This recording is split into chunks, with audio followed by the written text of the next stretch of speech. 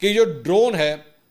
اس کا نام ہے ہیروپ ڈرون HAROP, ٹھیک ہے. یہ بیسکلی اسرائیلی ڈرون ہے. یہ آپ TRT گلوبل جو ہے یعنی کہ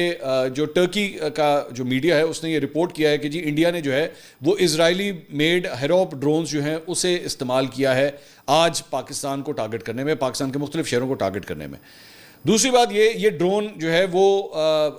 مطلب کرتا کیا ہے, تھوڑی سی ڈیٹیل جو ہم نے اس کی نکلوائی ہیں وہ میں آپ کو اس کے بارے میں بتا دیتا ہوں. اس کو بیسکلی کاماکازی سٹائل ڈرون بھی کنسیڈر کیا جاتا ہے. کاماکازیز جو تھے وہ جاپان میں جب ورلڈ وار ہوئی تھی تو کاماکازیز جو ہیں وہ اس وقت وہ پائلٹس ہوتے تھے,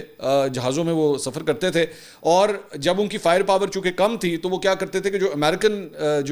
جو جہاز ہوتے تھے بحری جہاز ان کے اندر جا کے وہ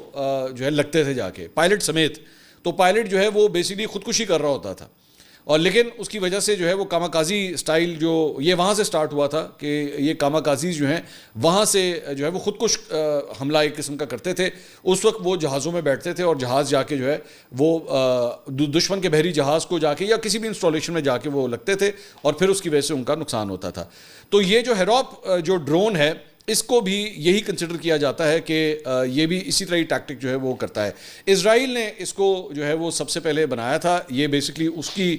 کریشن جو ہے وہ اس کی ہے. اس وقت جو جن جگہوں کے اوپر یہ استعمال ہو رہا ہے, جن شہروں ملکوں میں استعمال ہو رہا ہے, وہ آذربائیجان, انڈیا, اسرائیل, نیدرلینڈ, موروکو, یہاں پہ یہ ڈرون جو ہے استعمال کیا جا رہا ہے. ہماری اطلاعات کے مطابق یہ جو ڈرون ہے